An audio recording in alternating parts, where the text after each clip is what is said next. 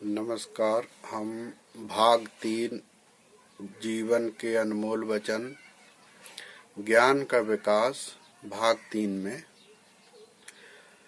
पिछले हमने भागों में कुछ आवश्यक और अनिवार्य चीजें सीखी है जो अपने जीवन में काम आएगी और मैं चाहता हूँ कि सहायक हो। आज ये तीसरा भाग है। तीसरा भाग में हम क्रमांक 13 है। पिछले जन्म के अनुसार कर्म का फल प्राप्त होता है। वास्तव में व्यक्ति को पिछले जन्म के अनुसार ही कर्म फल प्राप्त होता है। कहते हैं जन्म के पहले विधाता विधि का विधान और लेख जो है, कहावत है, कर्म के लेख मिटे न रे भाई, चाहे लाख करे चतुराई। कर्म जो लिख के आया है जीव के लिए, कोई भी जीव हो, जानवर हो, इंसान हो या कुछ भी हो, जिसका जन्म हुआ है तो उसको उसके कर्म के अनुसार उसको भोगना पड़ता है। इसमें ये नहीं सोचना चाहिए कि मैं क्यों परेशान हूँ या मेरे साथ ऐसा क्यों हो रहा है या मैं ही हूँ जो कि मैं इतना कष्ट भोग रहा हूँ या भगवान मेरे ऊपर रूठे हुए हैं। क्या ये गलत है? वो आप जैसे 14 वर्ष भगवान श्री राम जी को वनवास हुआ, 14 वर्ष वनवास में रहे, 14 वर्ष तक। आप 4 दिन वन में जंगल में नहीं रह सकते हैं। तो कष्ट तो और ये जीवन का जो चरित्र है व्यक्ति का, जीव का, तो वो उसके कर्म के अनुसार पहले से निर्धारित होता है। इसलिए हमको ये नहीं सोचना चाहिए कि हमने ये क्यों किया या ऐसा क्यों हुआ या ऐसा क्यों हो रहा है या बाद में और क्या होगा, हम इतना कष्ट क्यों सह रहे हैं। ये सब भगवान के ऊपर छोड़ देना चाहिए। ये शरीर है, शरीर को हम यहीं छोड़ के जाएंगे। आत्मा जो है, आत्मा का कोई निश्चित नहीं है कि आत्मा कहाँ जाती है, किस जगह जाती है, किसने देखा है, कब देखा है और कब तक आत्मा को आप देख सकते हैं। आज तक किसी ने आत्मा को देखा ही नहीं है, तो उम्मीद कैसे कर सकते हैं कि हम आत्मा को देख सकते हैं या ये हो सकता है। तो अधिकतर हम गलत सोच के कारण जो है हम भ्रम में रहते हैं। वास्तव में वैसा नहीं होता है। तो ये कर्मों के अनुसार जो है हमको फल मिलता है। हम जैसे अब जैसा कर्म करेंगे उसके अनुसार हमको अगला फल मिलेगा। तो जो है उसी में संतोष रहना हमारे लिए ज्यादा अच्छा है। अगला है 14 क्रमांक। दीपक श्रेष्ठ है, उसकी लौ नीचे कभी नहीं जाती है, बनो मगर दीपक की तरह। एक कहावत है कि बनो मगर दीपक की तरह। वास्तव में सत्य है। इसलिए दीपक की तरह बनिए कि आप जो है, दीपक सदा उजाला ही देता है, अंधेला नहीं देता। खुद दिया जो है अपने नीचे अंधेला रखता है और ऊपर जब दिया जलता है तो उसका उजाला जो है वो दूसरे के अंधेरे को मिटाने के लिए ही दीपक जलाया जाता है, ना कि दीपक अपने अंधेरे को दूर करने के लिए जलता है। इसलिए हमको दीपक की तरह होना चाहिए। किसी दूसरे के अंधकार को हमको ज्ञान से या अन्य सहयोग से, किसी भी तरह से उसकी किसी भी परेशानी को यदि हम किसी का भी सहयोग करते हैं तो हम दीपक के तरह ही कहे जाएंगे।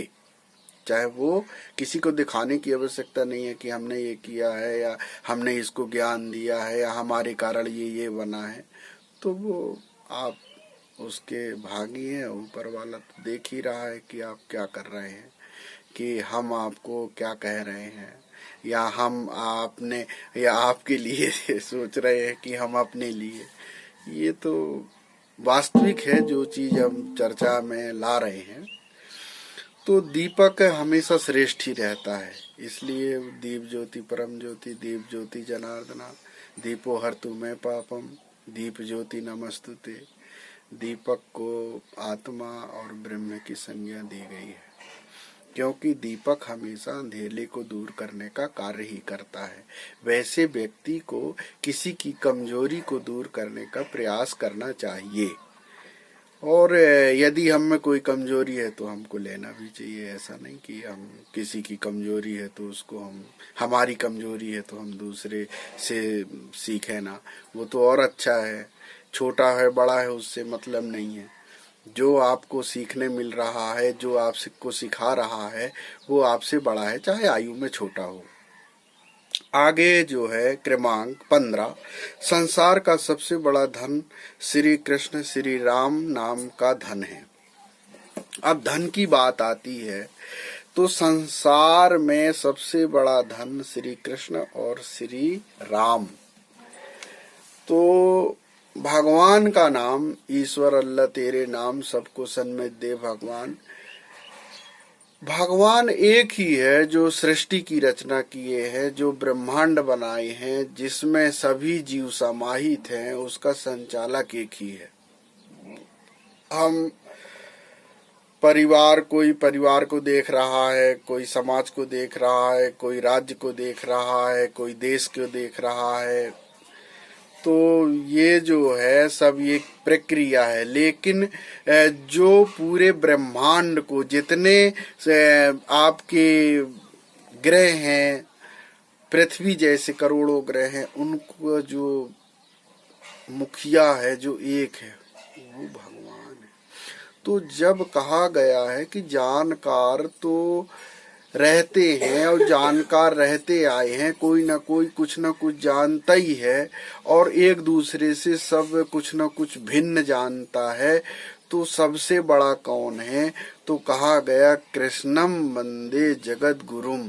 कृष्ण ही जगत का गुरु है, कृष्ण ही बड़ा है, बाकी सब हम जानकार हैं। जो जीवन में जो कोई ना कर सकता हो वो कार्य जो कर दे, जो ब्रह्मांड में कोई ना कर सकता हो, जो असंभव कार्य हो पूरी पृथ्वी के लिए, सभी के लिए, जो पृथ्वी में कोई ऐसा व्यक्ति ना हो जो वो कार्य कर सके, और उसको जो करने वाला है वो ऊपर वाला अदृश्य है, लेकिन दिखता भी है और नहीं भी दिखता है। तो जो वो कार्य कर ले जो कोई ना कर सके, तो वो भगवान के अलावा कोई उसके ऊपर है। कोई चलाने वाला है, जो इस सृष्टि को चला रहा है, वो कृष्ण ही है। तो कहा गया है कृष्णम वंदे जगत गुरु। जगत मतलब पूरी पृथ्वी का, पूरे संसार का कृष्ण ही गुरु है, जो पूरे संसार को चला रहे हैं। अगला है 16वां, उस ज्ञान का कोई मूल्य नहीं जिसे किसी को दिया ना जा सके। बहुत अच्छा पॉइंट है, आपके लिए भी है, हमारे लिए भी। वह ज्ञान का कोई मूल्य नहीं है जिसको किसी को दिया ना जा सके। यदि कुछ ज्ञान है आपके पास,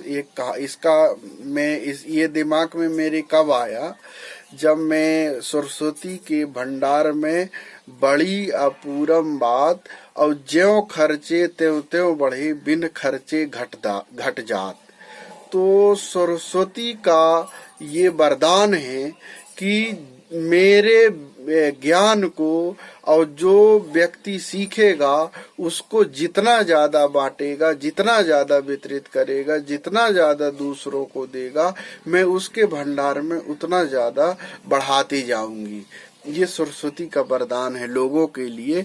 इसलिए आपको जो अनुभव है, आप अपने अनुभव को जरूर अच्छे चीजों को शेयर करना चाहिए, और अगले आदमी को ये समझ में ना आए कि ये मुझे कुछ सिखा रहा है, लेकिन वो सीख जाता है, वो दान के समान हो जाता है कि हम किसी को कुछ दिए नहीं हैं, लेकिन हमारे द्वारा किसी भी तरीके से यदि वो कुछ सीख गया है तो वो ज्ञान का दान श्रेष्ठ दान होता है। चाहे आप छोटा हो या बड़ा हो, जो उसके जीवन में यदि कोई सहायक है या कोई उसके जीवन से किसी को लाभ होता है या उसको ही लाभ होता है, तो उसका कोई मूल्य नहीं है, ना उसका कोई मूल्य चुका सकता है। इसलिए ये जो है ज्ञान का कोई मूल्य ही नहीं है। मान लीजिए किसी को कोई ऐसी स्थिति है कि किसी की मृत्यु होने वाली है या वहाँ कोई घटना होने वाला है, किसी के साथ कुछ होने वाला है, लेकिन उसको हम पहले बता देते हैं और वो बच जाता है, तो उसके जीवन के लिए वो आपको कभी नहीं भूल सकता। आप रहे या ना रहे, वो तो अनमोल हो गया ना उसके लिए, कि किसी ने हमको कुछ बोला था, हमारा जीवन बच गया, और वो आपको स्मरण करते रहेगा चाहे आप कहीं भी जाएं। तो वो मन की गति जो है, मन की गति जो है, उसको मन उसकी ओर जाता है, सच्चाई की ओर। तो ये ज्ञान जो है, इसका मूल्य कोई नहीं चुका सकता है। आगे एक लास्ट और है, 17वां, सच्चा कर्म को कोई निष्फल नहीं कर सकता है। ये भी मेरा जीवन का जो है अनुभव है।